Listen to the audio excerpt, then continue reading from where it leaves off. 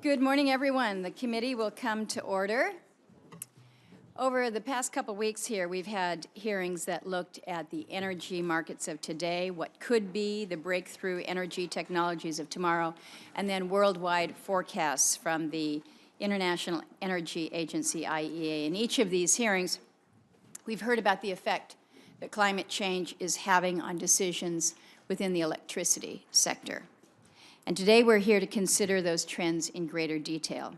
Our nation's energy mix has changed significantly over the past decade, largely driven by the shale revolution and the low cost of natural gas, but also federal and state policies that have boosted low or zero emission energy technologies.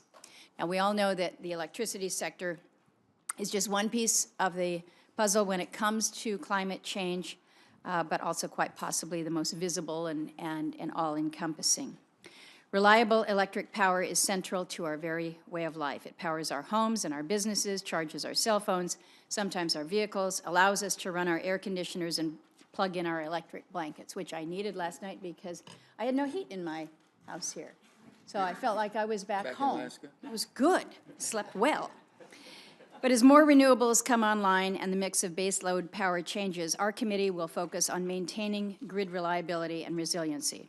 We'll prioritize keeping energy affordable, and we'll be working to advance cleaner energy technologies that can help reduce greenhouse gas emissions.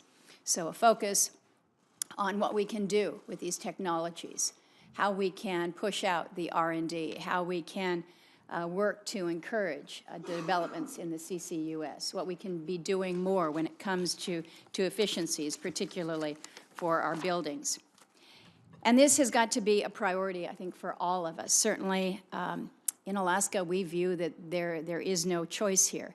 In the Arctic, we're seeing warming at over twice the average of the rest of the lower 48. It is directly impacting our way of life. Diminishing sea ice and melting permafrost are real-world challenges that we are contending with today. We're seeing wildlife migration patterns that are changing as the browse moves further north. We're seeing changes within our fisheries as we're seeing different species in more northern waters than we have before. It's impacting subsistence, it's impacting food security, it's certainly impacting our economy with our fisheries. There was a story just very prominent in yesterday's clips, and it detailed the drought extent across southeastern Alaska. Southeast is where I grew up. It's the Tongass National Forest. It is a rainforest. And within southeast, the communities of Wrangell and Ketchikan, where I lived, and Petersburg, these are our hydro communities that are now relying on diesel power generation. People are actually having to talk about water conservation literally in a rainforest.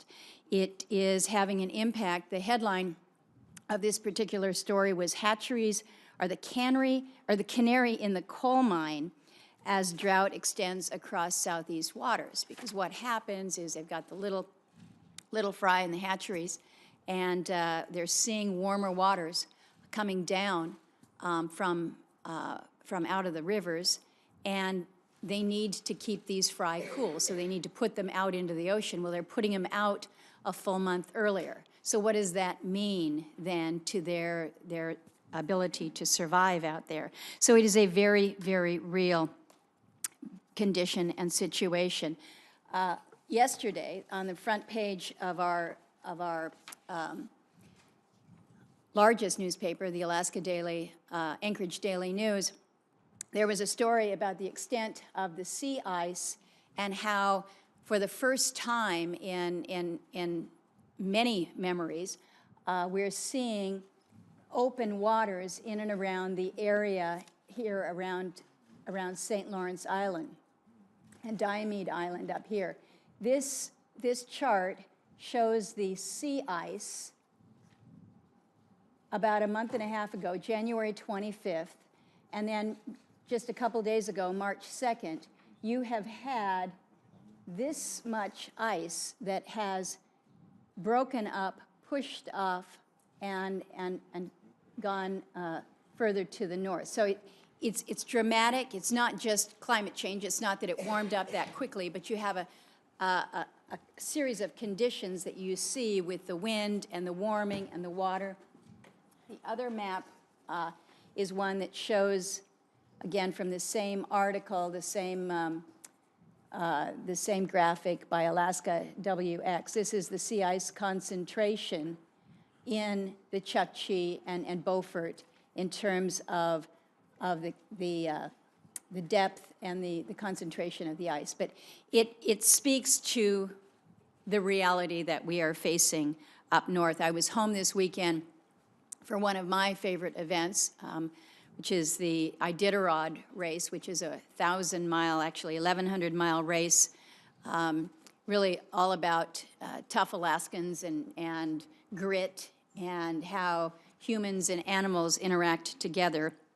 It's an iconic race, and the route has changed a little bit as we have seen the conditions on the ground changing. In the Norton Sound area, where usually the teams will cross the frozen ocean, it makes for a very exciting but really a grueling trek because of the winds that are out there.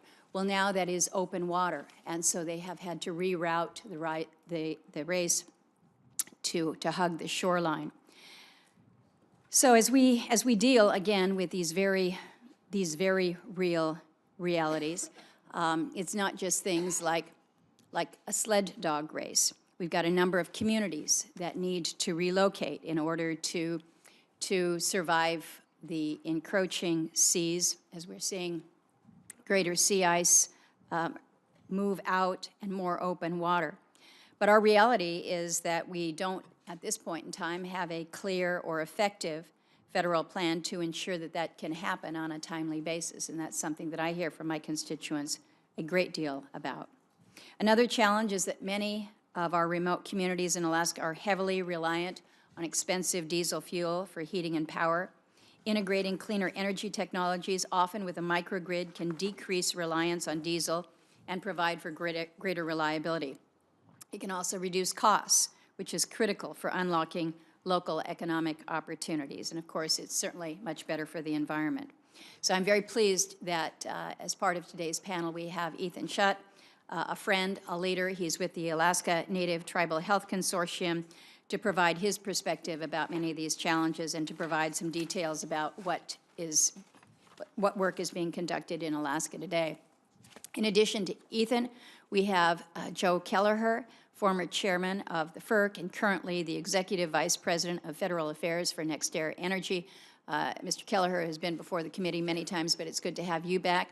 We also have Dr. Susan Tierney. She is with the Analysis Group. We welcome you. Dr. Kenneth Medlock is the Senior Director for the Center of Energy Studies at Rice University, so it's good to have you as part of the panel. And Ms. Lisa Jacobson, who is the President of the Business Council for Sustainable Energy. So I thank each of you for being here. Now, I think it's important to point out, we know here on the committee that we've got jurisdiction in certain areas. We do not have complete jurisdiction over climate change. We recognize that, but we do have a considerable role to play in developing reasonable policies that can draw bipartisan support that I think will be a pragmatic contribution to the overall discussion. And so what we can add to that conversation about research, about innovation and efficiency, I think you'll likely see these as subjects of further discussion within this committee. So this morning we begin that conversation, and I'm very pleased and encouraged that in working with Senator Manchin, we've been able to have good conversations, the two of us and our staffs, about where we want to lead the committee in this very, very important area, and I appreciate his leadership on this as well.